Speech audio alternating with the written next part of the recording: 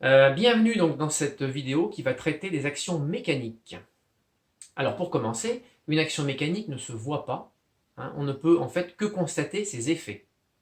Alors les effets d'une action mécanique: déformation d'un objet, modification de sa vitesse, modification de sa trajectoire. Si l'un ou plusieurs de ces effets sont observés, on peut être certain que l'objet est soumis à une action mécanique. Attention! Petit piège, une action mécanique peut produire des effets qui ne sont pas visibles si l'action mécanique n'est pas suffisante. On peut observer des actions mécaniques à distance, c'est-à-dire comme exemple un morceau de fer avec un aimant, ou la traction terrestre. Sinon, on dit que les actions mécaniques sont de contact, et à ce moment-là, celui qui fait la force et celui qui reçoit la force sont en contact et se touchent.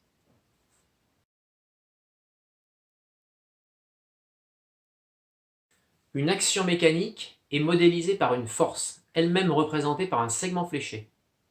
Elle possède 4 caractéristiques: le point d'application, l'endroit où la force agit, la direction, horizontale, verticale, oblique par exemple, le sens, vers la droite, vers le haut. Donc le sens, c'est toujours vers quelque chose, à ne pas confondre avec la direction. Et pour terminer, sa valeur, qui s'exprime en newton. Plus la valeur d'une force est grande, plus ses effets sont importants. La longueur du segment fléché est proportionnelle à la force. Pour terminer, on notera en général la force F, bien qu'on peut changer de lettre, ce n'est pas une obligation absolue. F, acteur, donc celui qui fait la force, sur, receveur, celui qui reçoit la force. Maintenant, passons à du concret. Alors pour vous montrer un exemple de force, je vais utiliser une voile de traction. C'est un peu comme un mini parapente qui est utilisé dans le kitesurf notamment pour tracter le surfeur sur les vagues grâce au vent. Donc moi je tracte rien, moi je vais être sur la plage, ce qui est déjà pas si mal. Et donc je vais vous faire une petite démonstration, vous allez voir je suis un pro. Attention là! Nous allons étudier l'action mécanique exercée par la corde sur la main. C'est une action mécanique de contact où le point d'application est localisé à un endroit précis. Cette force s'applique au contact entre la main et la corde. Le segment fléché va donc démarrer de ce point. La direction du segment fléché est la direction donc, de la force, qui est donc représentée par la corde. Le sens du segment fléché est le sens de la force. Ça sera donc vers la voile, puisque c'est la corde qui tire en fait. Considérons que la force a une valeur de 100 newtons. Nous avons besoin d'une échelle pour tracer le segment fléché. Ici, dans notre exemple, 1 cm représentera 20 newtons. À ce moment-là, le segment fléché fera 5 cm et représentera donc 100 newtons.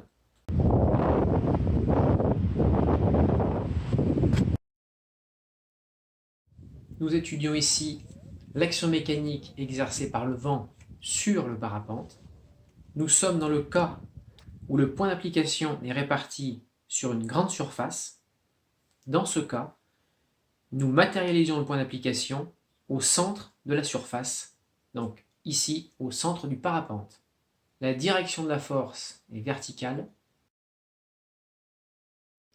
le sens vers le haut, la valeur 1000 newtons avec l'échelle choisie, 1 cm pour 500 newtons. Le segment fléché mesurera donc 2 cm.